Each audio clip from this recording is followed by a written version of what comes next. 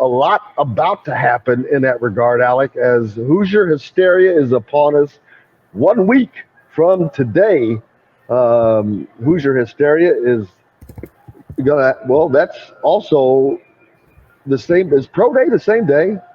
Yeah, it's earlier in the afternoon, so So you got Pro Day, Hoosier Hysteria, then of course homecoming is Saturday, and some pesky little team from up north coming down, the Michigan Wolverines. So it is going to be a busy weekend, but most importantly for IU sports fans, uh, big basketball recruiting weekend. Yeah, absolutely. I think as of right now, there's 10 confirmed visitors, whether it's unofficial or unofficially. The lone official visit, prospect wise, will be 2024 wing out of the Virginia area, Caleb Williams. He'll be on an official visit. Outside of that, you have anywhere from the two commits in the 2023 class from Ja'Kai Newton and Gabe Cupps, who will be there, are expected to be through this point. And then you have some other key targets, obviously Trent Sicily in the 2025 class, Raleigh Burgess in the 2024 class. You have a couple other 2025s as well. So the lone name that's kind of missing there, Jalen Harrelson, he was expected to be at Hoosier Hysteria for that event, but because he was invited out to Team USA mini basketball camp out in Colorado, that's going on the same weekend. So obviously schedules had to be adjusted, but you have anywhere from commits to high 4-star, 5-star guys, and then you have some really talented 2025s who are kind of up and comers. So they've kind of laid out the land for this recruiting event, and I think having Pro Day the same day, is just going to magnify this weekend even more for the entire program, but definitely just for the whole athletic department of Indiana, obviously coinciding with homecoming. I'm going to get this out. I'm going to get this out of the way real quick. Is Flory Badunga? I can't remember. Is he scheduled on that? Yeah, yes, he is. IU fans, just don't get your hopes up. Just kind of put him off to the side into your hopes and your thoughts, and focus on the other guys. And Dustin, now please continue. Oh, I was just going to say, what kind of,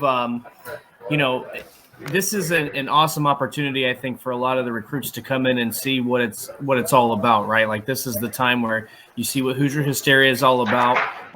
You've mentioned before, people, when recruits come on campus, a lot of people around campus know exactly who they are. So, this is an awesome opportunity for a lot of recruits, but also there's some guys I think coming during an off football weekend. It's interesting to me the compare and contrast. How does this team prioritize, this coaching staff prioritize who they want to be on campus, maybe for Hoosier Hysteria, and maybe some of the guys they want to have a little bit more of a personal or intimate type of visit with? Yeah. There's a reason why the top prospects in the class aren't going to be coming that weekend.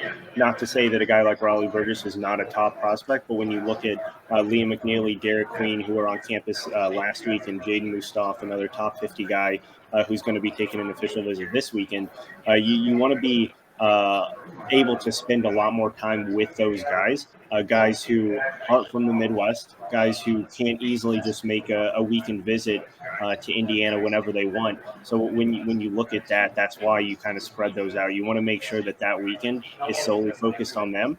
A lot of these guys who will be here for an unofficial visit are guys in the Midwest, guys who do plan on having other visits, either other visits scheduled already or they've already been on campus a few different times. So this is just an other kind of moment to kind of cement in that recruitment. A guy like Caleb Williams, who is that lone official visit, obviously he has the whole weekend. So this is just kind of kicking things off for him. Everyone else will be gone, after Friday night, if not early Saturday morning. So you look at then the rest of that weekend is spent solely on a guy like Caleb Williams. But that's why you spread that out, because you want those two top of the line prospects to be the only people you're really focused on. And they've been able to do that. They tend to pair up if guys are coming on visits at the same time, they tend to pair those up very well, I think, personality-wise with those recruits. Obviously, Liam McNeely and Derek Queen are teammates right now, so that was a little bit easier to get those guys to come at the same time, and they did want to come at the same time. But moving forward, I think, a guy like Jaden Mustafa this weekend, definitely a very, very important visit. And then moving into Caleb Williams, that official visit, a guy who's extremely high on Indiana through this point, but really hasn't been talked about a whole lot just because he's not one of those borderline 5-star guys. He's kind of a lower end 4-star, but really starting to emerge at the end of this summer for team takeover on the AAU circuit, and should be a guy to continue to watch for Indiana as he kind of projects to be a mid to high level 4-star guy kind of moving forward once his class is obviously officially ready to their college decisions. Hoosier Hysteria, Alec, is a gigantic showcasing time for Indiana. The second round for Mike Woodson. Last year, they did it right, I have to say. They hit a home run with Hoosier Hysteria, bringing in Isaiah Thomas, having the coaches in the candy stripes. It just all worked right. And so I think that this year will probably be better, but don't know what to expect quite yet. But I'm sure it's going to be it's a big weekend, like I said, with all that's going on with Pro Day and Hoosier Hysteria, homecoming. Michigan's in town. It's just a lot. Jim Harbaugh's in town. So there's a lot going on in Bloomington, Indiana this weekend.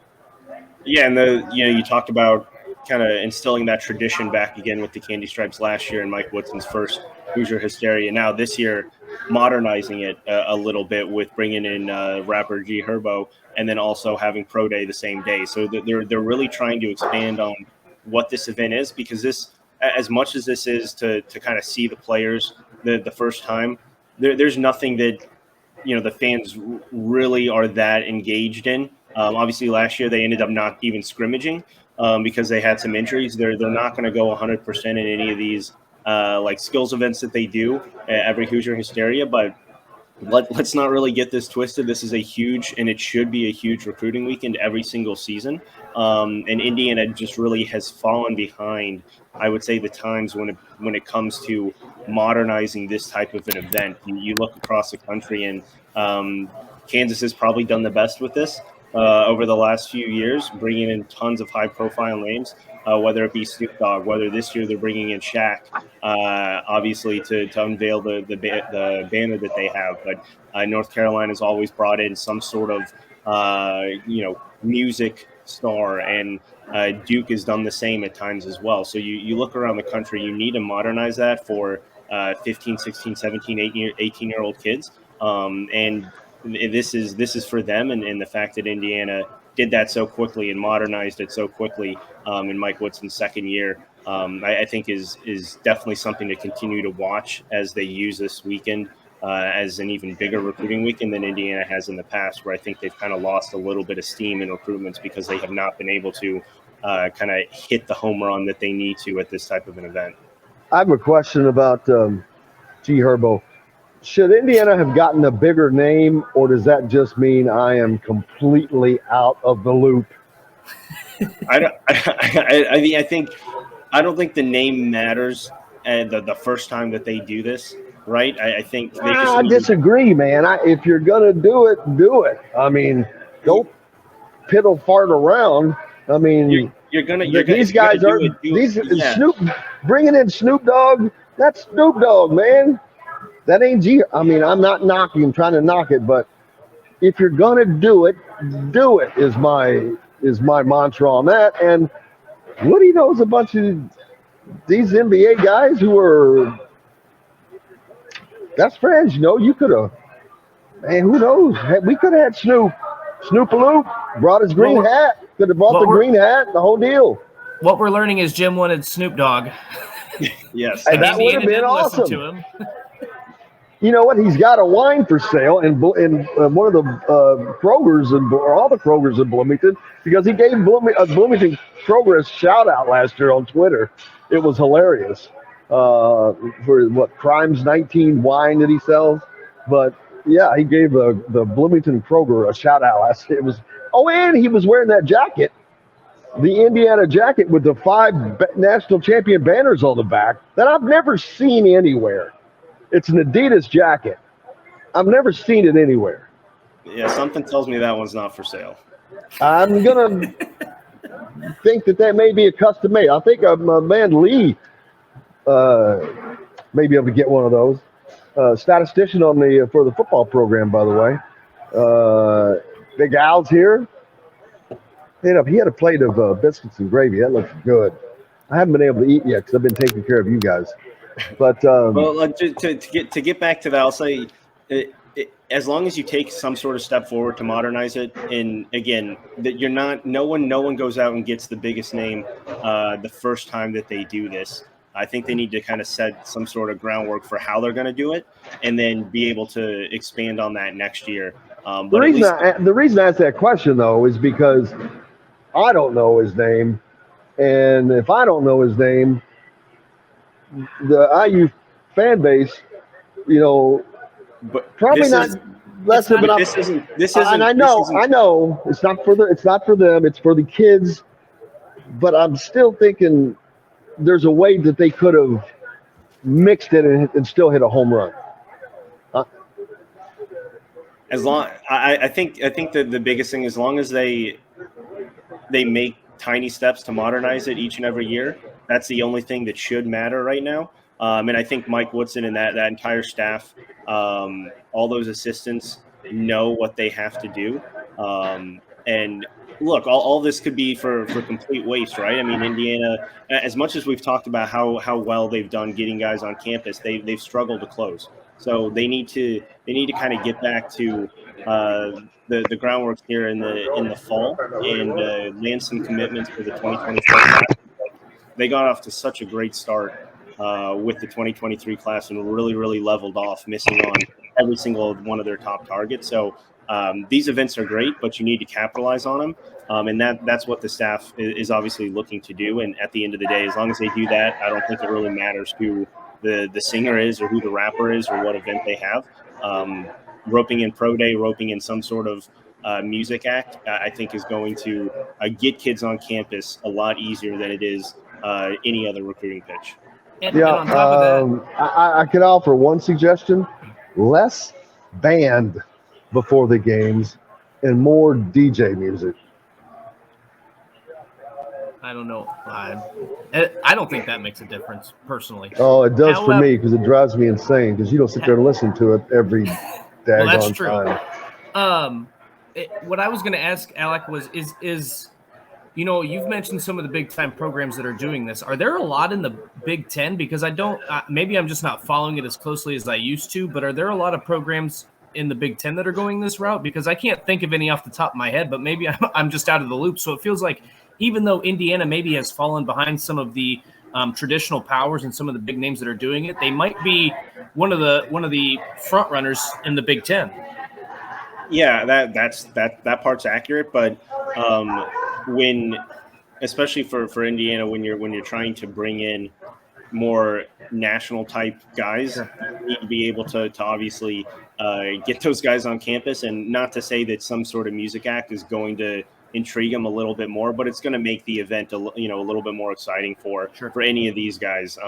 But yeah, when it comes to the Big Ten, right, I think that's the thing. You're trying to compare Indiana to the rest of the conference, and then on the other hand, compare Indiana to the traditional blue bloods, right, that Indiana is trying to get back up to. So I think there's definitely two ways to think about it. I think in years past, right, if this Indiana coaching staff was with this program a couple of years ago, right, I don't think there would have been a huge issue, because of the guys that they were going after a few years ago were the same guys that every Big Ten program was going after.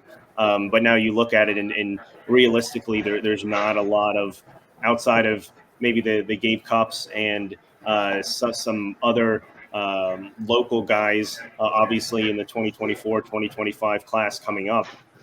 There's not a lot of Midwestern guys, especially in Indiana or especially in Ohio, outside of a few, that every single Big Ten program is going after. So that's why when when I talk about recruiting now, it's Indiana's made that jump to say, hey, we're gonna go 99% of our effort nationally and focus the other 1%, maybe not as heavily, but do that in the Midwest here and where all the other Big Ten programs are. So when it comes to how they rank in the Big Ten, yes, agreed with you that they are probably a step ahead just when it comes to their NIL program as well. But when you look nationally, that's where I think they're still trying to get to, and they're still a couple steps behind, but they're doing all the right things to get to that point. What other question from Tim? Can IU get this 2025 kid from Kentucky's backyard, EJ Walker, Kentucky from Kentucky's coming to an IU visit next week? This is, by my count, like the 6th kid from the state of Kentucky that this staff has shown interest in.